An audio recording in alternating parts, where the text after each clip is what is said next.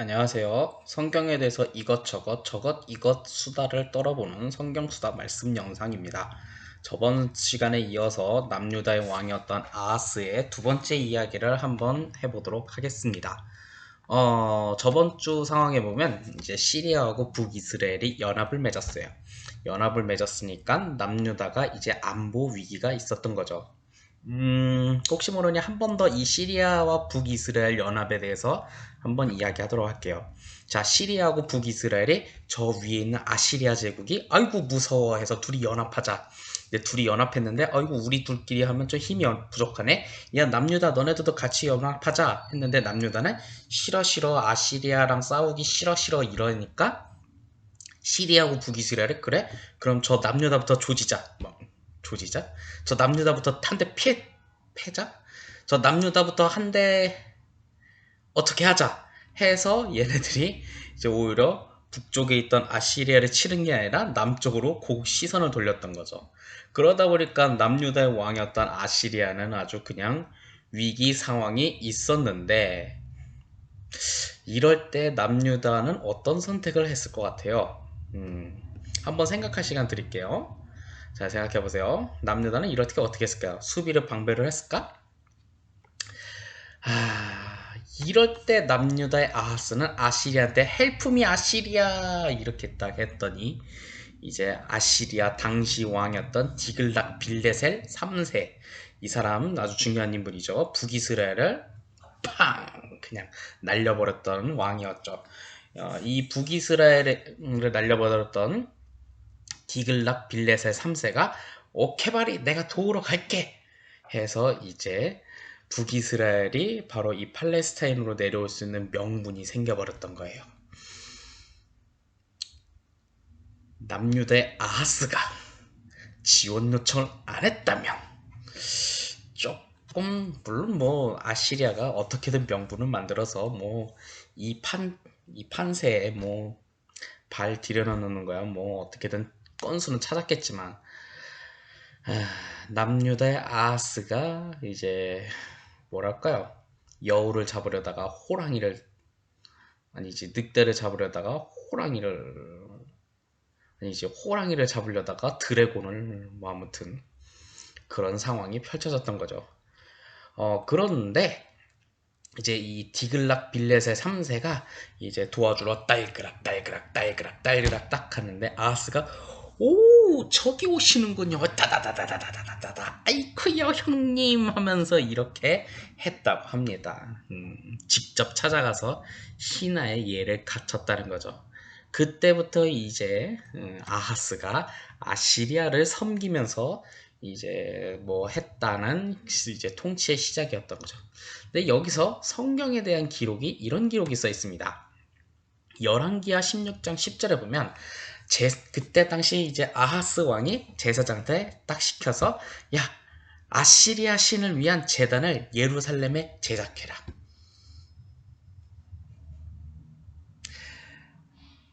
아시리아 신을 위한 제단을 예루살렘에 제작해라. 미친나 정신 나갔나 씨.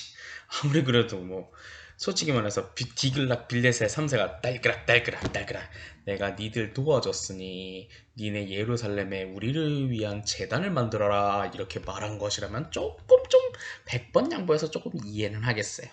그냥 딱 에이구 우리 형님 오셨네요 하면서 딱 이렇게 하다가 야 당장 만들어 혼자 이렇게 오도방정을 떨면서 혼자 굴종을 먼저 시작한 거죠. 굴종하라고 말하지도 않으면서 우리가 국제사회에는 참 실리와 외교 관계라는 게 있죠. 근데 상대가 굴종하라고 하지도 않았는데 우리가 알아서 굴종하는 물론 언젠간 굴종하라고 하겠죠. 고개를 숙이는 굴종 외교를 하다 보면 하는데 시키지도 않는 굴종을 자기가 먼저 하는 이러한 행동에 대해서는 우리는 어떻게 생각해야 할까 하는 생각이 좀 듭니다. 그리고 나서 그 아시리아 신을 위한 재단이 만들어지자 아하스가 이제 먼저 툭툭툭툭툭 아시리아 신 만세 만세 뭐 이런 식으로 제사를 드렸다나 어쩌다나 뭐 그렇다고 합니다. 이것은 국가의 주권과 신앙을 포기하고 자신의 안위를 살기 위한 하나의 발버둥이라는 거죠. 참 희한하지 않아요? 어떻게 이런 놈이 왕이 됐을까? 아, 제가 역사 드라마를 봅니다. 최근에 이제 태종 이방원이란 이제 드라마를 보는데, 이방원이라는 사람을 얘기하다 보면 항상 친구랑 역사 얘기를 토론하다 보면요, 정도전이라는 사람이랑 이방원이라는 사람이랑 항상 비교를 하게 돼요. 그 외에 뭐 정몽주라는 사람도 있고 세종대왕도 있고 하는데, 뭐랄까, 국가의 통치 체제나 뭐 그런 거에 대해서 좀 많은 생각을 좀 한번 해보게 되죠.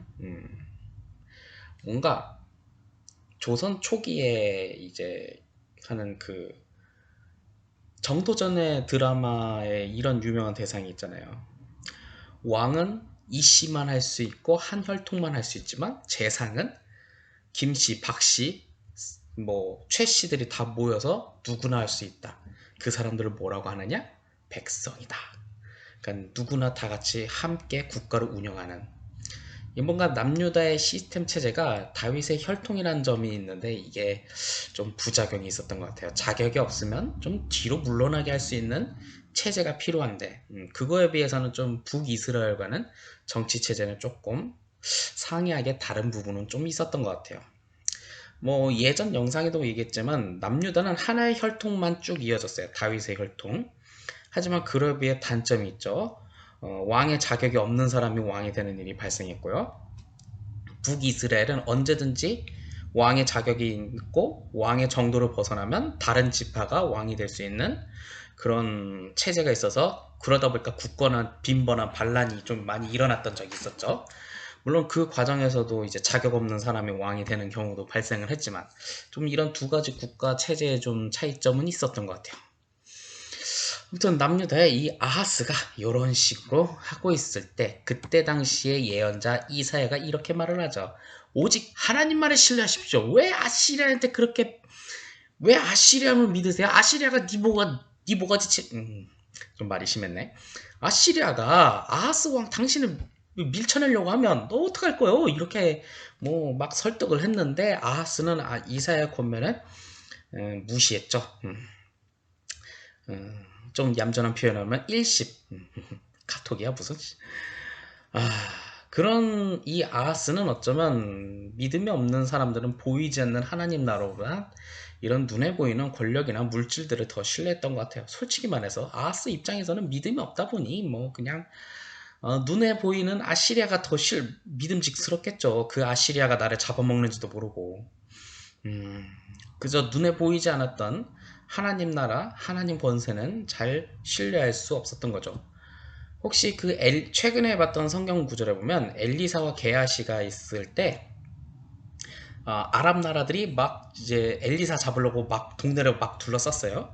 그런데 그들을 둘러싸는 하나님의 큰 권세가 있는데, 그 권세가 성경에는 엘리사를 둘렀다라고 해요.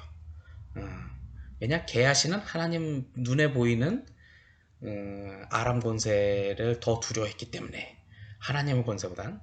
하나님의 권세를 인정하고 믿음으로 살아갔던 사람은 그 중심으로 하나님의 신뢰하고 보호한다는 하나의 성경 구절이 좀 있거든요. 정확하게 엘레사를 둘렀더라라는 표현이 있어요. 그런 것처럼 믿음이 없는 사람들은 주님께서 지켜주는 거를 보이지도 않고 믿지도 않고 했던 것 같아요. 어쩌면 진정으로 믿음 있는 심령이 가난한 자만이 하나님만을 볼 수 있고 하나님만 만날 수 있었던 것이 아닐까 하는 생각을 한번 해봅니다. 자, 이때 이제 아하스 시대 남유다는 어떤 상황이었냐 하면, 이제 가나안 풍습을 쫓아가던 중, 그 있잖아요, 아들을 불 가운데로 막 지나가 왔다리 갔더니 막 이렇게 지나가라 이렇게 했더니, 그런 가중에 에돔 지역을 잃어버렸다고요. 자, 근데 에돔 지역 하면 항상 남유다에 항상 따라오는 게 있어요. 에시온 게벨. 에시온 게벨이라는 항구 도시가 있는데, 이 지역을 토대로 국가 무역을 토대로 국가가 이제 돈을 벌어들여요. 근데 이 에돔 지역을 잃어버리면 항상 에시온 게벨이라는 항구 도시를 잃어버리기 때문에, 그렇다 보면 당연히 국가 무역을 하지 못하고 국가 무역을 하지 못하다 보니까 돈이 없어지는 거죠. 이런 관계가 좀 있어요. 경제적 보탬을 잃어버렸고요. 이러한 가운데 디글락 빌레셀 3세가 딸그락 내가 도와주러 왔으니 조공 바쳐라 이렇게 말을 하지 않겠어요. 그러다 보니까 조공 한 번만 바치겠어요. 바쳐라 바쳐라 바쳐라 바쳐라 바쳐 바쳐 바쳐 이렇게 계속 또 바치다 보니까 그걸 또 어디서 그냥 하겠어요. 그것도 이제 아하스가 자기 돈 가지고 했겠어요. 예, 백성들한테 세금 막 걷어들이는 거죠. 좀 무능력한 통치자를 만나면요, 손해보는 거는 백성들이에요.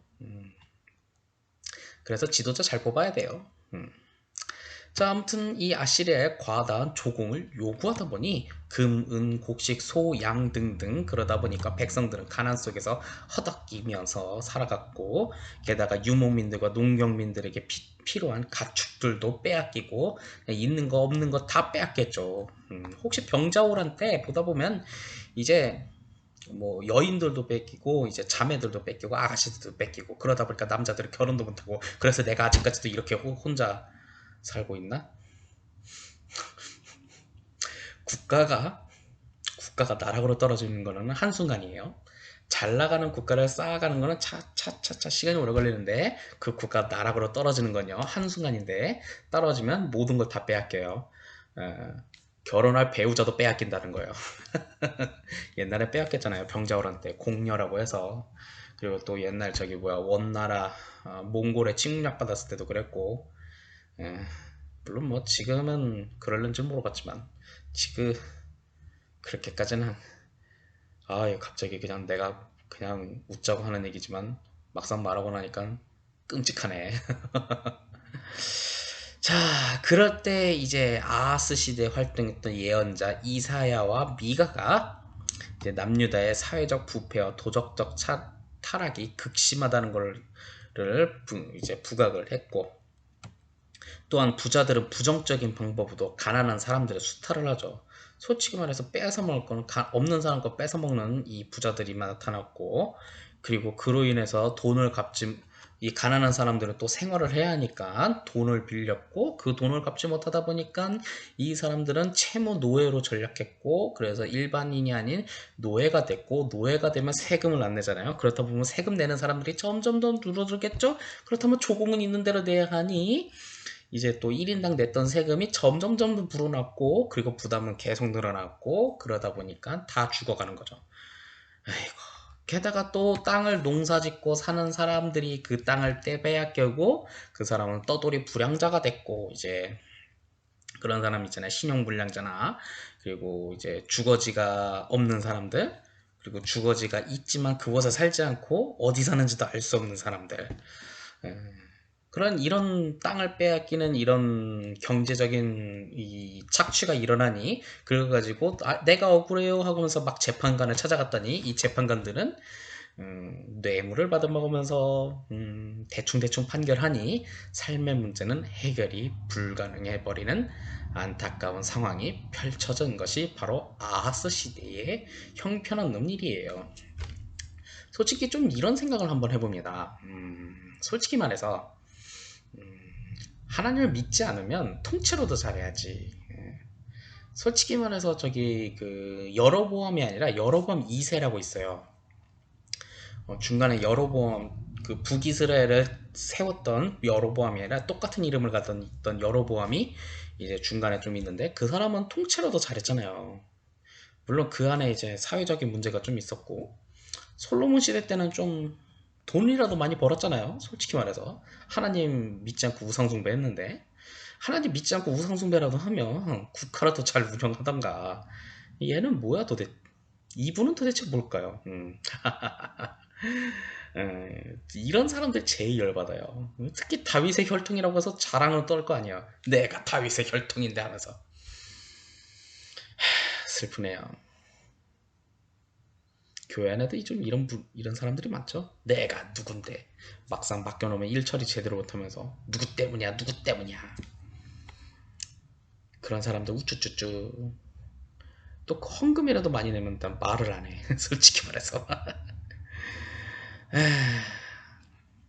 아하스의 아버지였던 요담은 하나님 앞에서 굉장히 정직했던 사람인데 근데 그의 아들이었던 아하스, 오늘의 주인공이었던 아하스는 하나님을 버린 배교자였다는 것을 정리할 수 있습니다. 이런 국가의 위기 앞에서 믿음을 버린 아하스를 우린 한번 반면교사 삼아볼 필요가 있는 거죠.